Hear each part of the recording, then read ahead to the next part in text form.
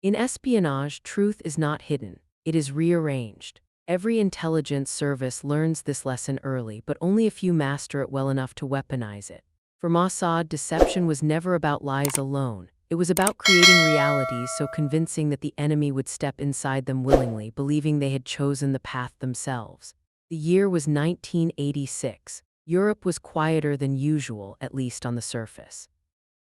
The Cold War's sharpest edges had dulled into habits, routine surveillance, predictable counterintelligence maneuvers, the hum of embassies that never truly slept.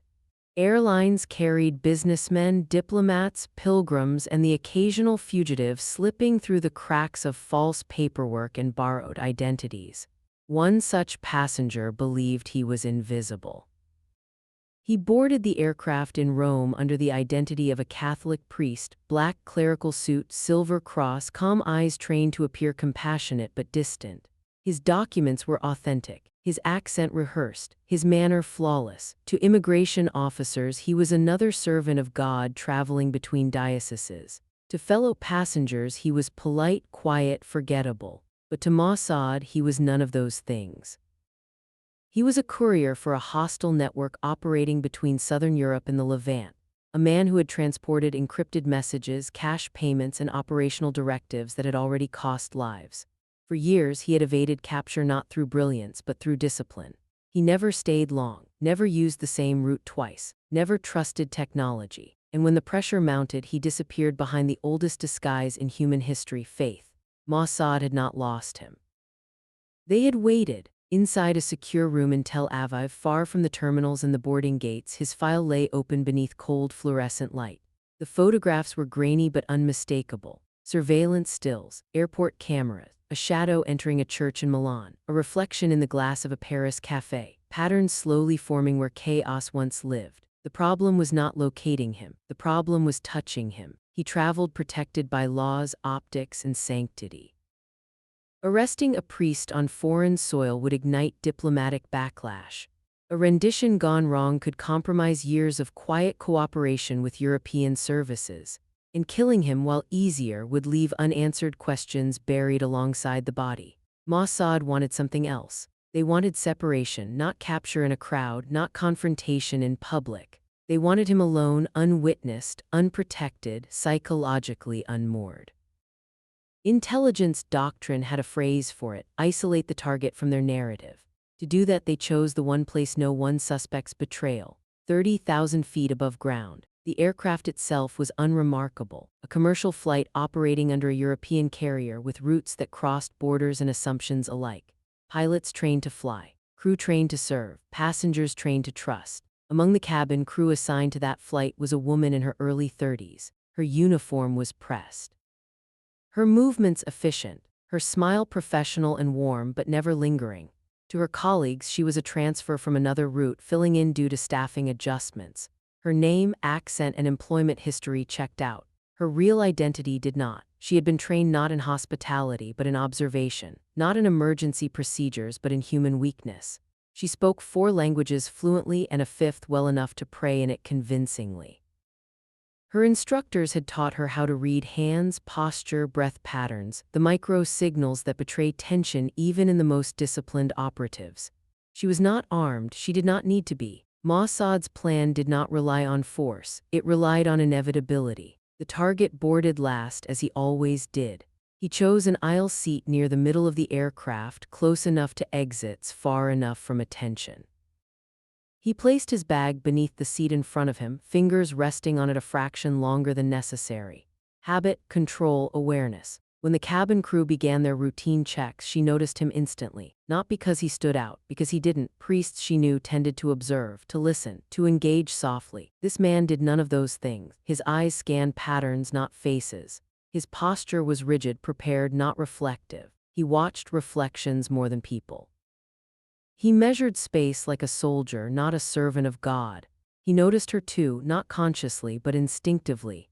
Years in intelligence had trained him to feel danger before recognizing it, a tightening in the chest, a subtle recalibration of attention. He dismissed it quickly. Flight anxiety, perhaps, or fatigue.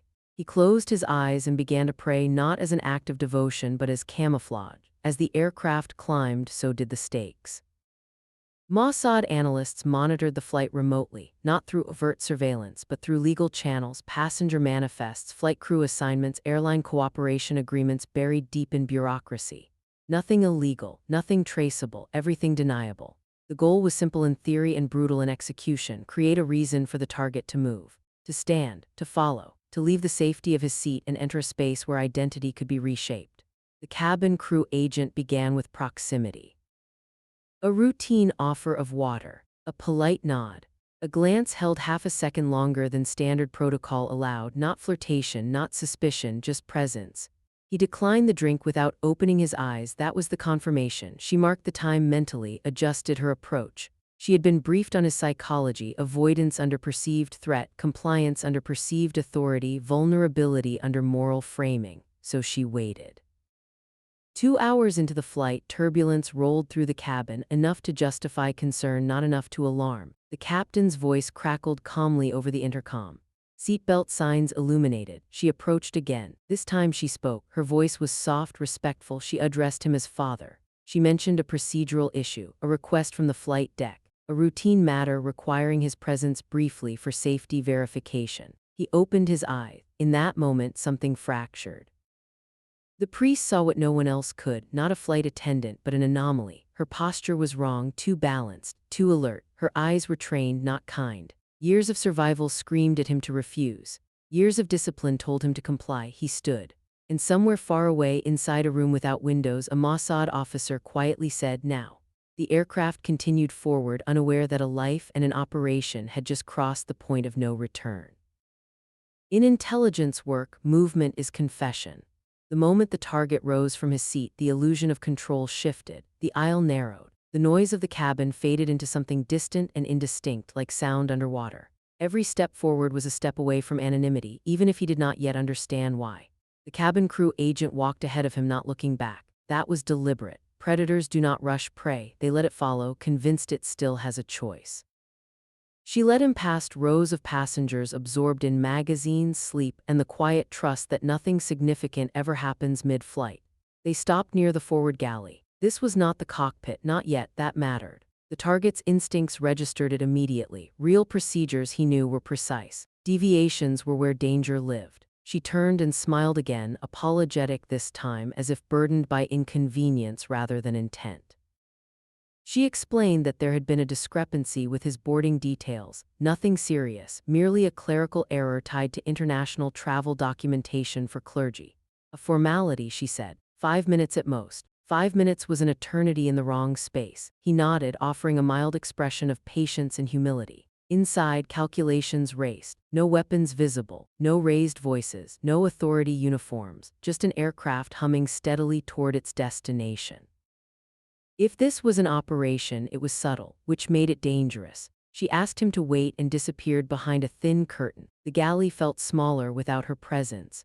Stainless steel surfaces reflected distorted fragments of his face, his collar, his cross. He adjusted it unconsciously, grounding himself in the role he had worn for years. Behind that curtain, Mossad's plan unfolded in silence. There was no command center barking orders, no dramatic countdowns.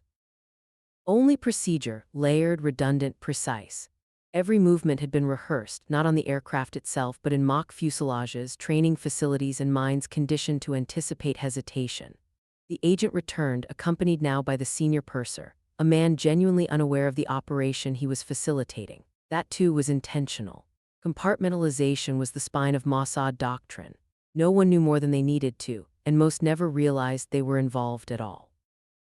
The purser spoke politely, professionally. He asked the priest to follow him briefly to a quieter area near the rear, away from passenger flow, where they could resolve the issue discreetly. Discretion was the bait. The target hesitated for half a second longer than appropriate. The purser noticed nothing. The agent noticed everything. They walked. As they moved through the cabin again, the target's senses sharpened. He scanned faces, exits, crew position. Nothing overt, no sign of enforcement. No accomplices revealing themselves. That was the brilliance of it. It felt normal. Too normal.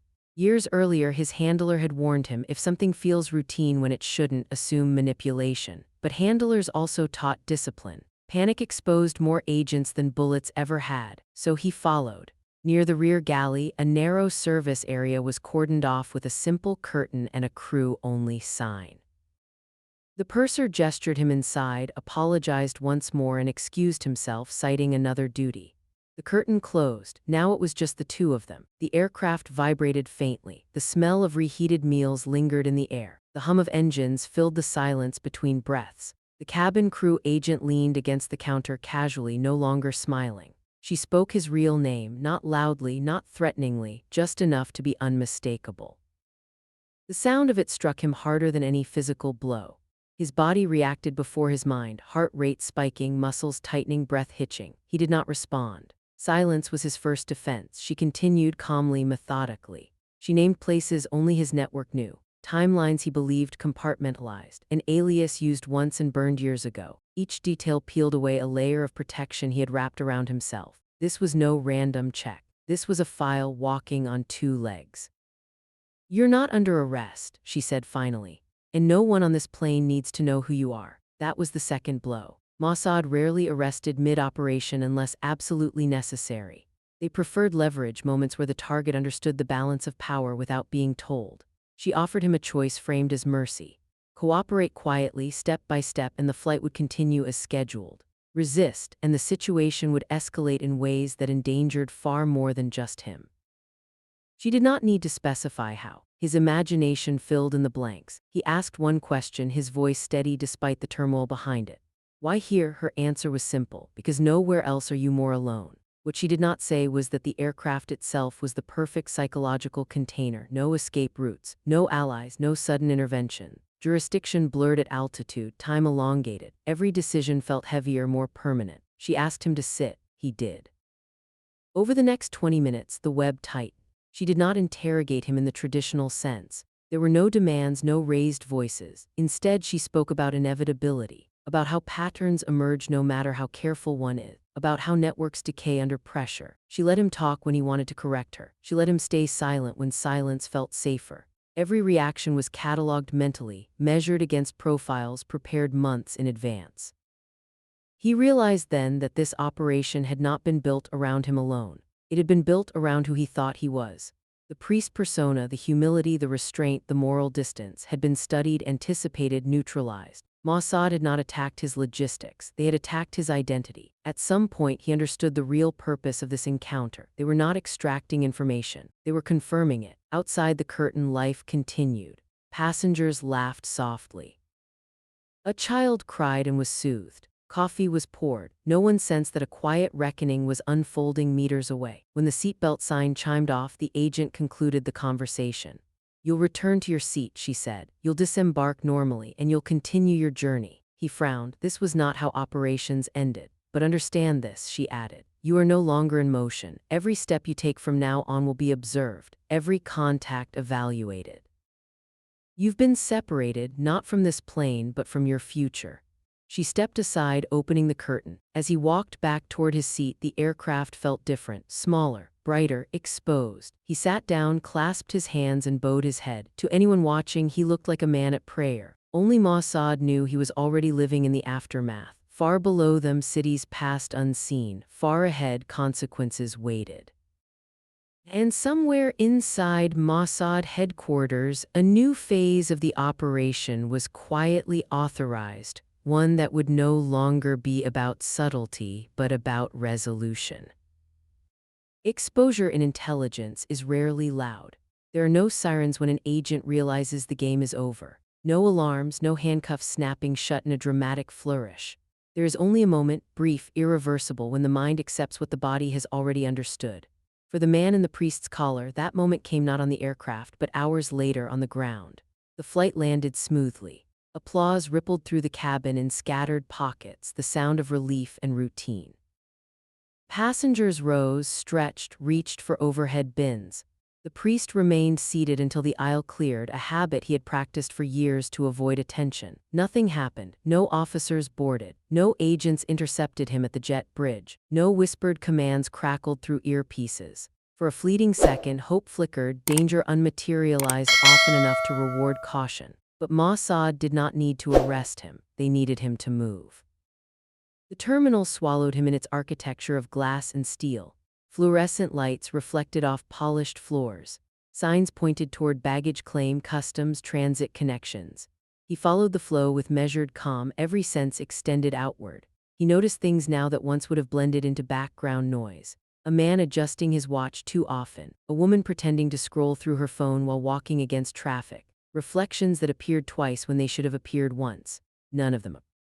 That was the breach. When intelligence professionals detect surveillance, they adapt, they test, they confirm. When they detect absence where surveillance should logically exist, they understand something far worse is unfolding. Mossad had pulled back, not because they had lost him, because they no longer needed proximity. Across the city, in a nondescript office that bore no insignia, analysts began mapping his next 48 hours in real time. Financial patterns, transit probabilities, behavioral responses under stress. The priest's carefully cultivated unpredictability was no longer an advantage, it was data. He checked into a modest hotel near a cathedral, not his first choice but one that reinforced his cover. He unpacked minimally, placing the cross on the nightstand, arranging his clothes with ritual precision. The familiar motions steadied him. He attempted contact with his network that evening. That was the mistake. The secure channel he used had worked flawlessly for years. Short bursts, prearranged windows, coded phrasing disguised as liturgical references. He transmitted a single line, innocuous to any intercept team lacking context. Within seconds, Mossad's confirmation protocols lit up. The channel was active, which meant the network was compromised. What followed was not an arrest, but a convergence. At midnight, his door was knocked, not pounded. A courteous, restrained knock, as if from hotel staff. He did not answer. Silence stretched. The knock came again, firmer this time. He reached for the small blade concealed in his luggage, not as a weapon but as reassurance. The door did not open, instead the phone rang. He stared at it for several seconds before lifting the receiver. A man's voice spoke his real name, no accent, no emotion. "Please don't make this theatrical," the voice said. "We're not here to take you." The line went dead. Minutes later, power to the room cut out. The lights died. The hum of the city muted. Emergency lighting cast the room in dull red shadow. He moved toward the window. Outside, nothing appeared unusual. Traffic flowed, people laughed. The world remained indifferent. That was when he understood. The breach was not physical, it was existential. Every safe house he had ever used was now questionable. Every handler potentially burned. Every instruction he had followed with religious discipline had led him here, to a moment where resistance no longer served purpose. At dawn, Mossad made their presence known, not with force, with information. A sealed envelope slid beneath his door, no knock this time. He retrieved it cautiously, blade in hand, heart pounding. Inside were photographs, him entering buildings he believed unobserved, him meeting individuals whose faces he thought unrecorded, timelines annotated in clinical detail, financial transfers traced through labyrinths he had trusted to be impenetrable. At the bottom of the stack was a single sheet. A flight manifest, his flight, with one name circled in red. The cabin crew agent. The realization hit with devastating clarity. The operation had never been about extraction. It had been about exposure, about forcing him into a state where every choice afterward would confirm Mossad's model of him. They had breached not his security but his certainty. He sat on the edge of the bed, photographs scattered around him like confessions. The blade slipped from his fingers and clattered softly against the floor. For the first time in his career, he did not know what to do next. In Tel Aviv, a senior Mossad officer reviewed the overnight updates. No arrests, no casualties, no headlines, perfect. "The breach is complete," an analyst said quietly. The officer nodded. "Then it's no longer an operation," he replied. "It's an aftermath." The priest remained in his room all day, emerging only briefly to collect food left outside. He made no further contact attempts. He did not flee, he did not fight, he waited. And waiting in the intelligence world is the most dangerous act of all. After exposure comes silence. Not the comforting silence of safety, but the hollow kind, the kind that follows a truth too heavy to speak aloud. In intelligence work, fallout is rarely immediate. It spreads slowly like radiation, contaminating everything it touches long after the initial blast has faded from view. For the man who had lived as a priest, the days that followed were stripped of structure. No handler reached out. No extraction plan materialized. The network that had once pulsed quietly beneath Europe's surface had gone still, like a body holding its breath for too long. Mossad did not interrogate him, they let him exist. This was not mercy, it was pressure refined to an art form. Across multiple capitals, Beirut, Damascus, Vienna, meetings were cancelled without explanation. Funds failed to arrive. Couriers disappeared into bureaucratic limbo. Messages went unanswered. Each silence echoed the same conclusion. Someone had been compromised, and no one knew how far the infection spread. Inside Mossad headquarters, the operation was already being dissected. A long table, no windows, coffee untouched. Senior officers reviewed the cascade of consequences with clinical detachment. Liaison partners had been informed selectively, carefully, enough to protect shared interests, not enough to reveal methods. Every briefing avoided the same word: priest. Optics mattered. Faith complicated everything. Instead, files were labeled with sterile identifiers. Asset target vector. The cabin crew agent was reassigned within 48 hours. New name, new cover, no debrief ceremony, no commendation. She had done exactly what was required and nothing more. In Mossad, excellence was acknowledged through absence, by not being summoned again. She slept for 14 hours straight, then she moved on. The man at the center of it all was not afforded that luxury. On the fifth day, he was approached, not by Mossad but by his own side. A familiar face appeared in the hotel lobby, one he had trusted for years.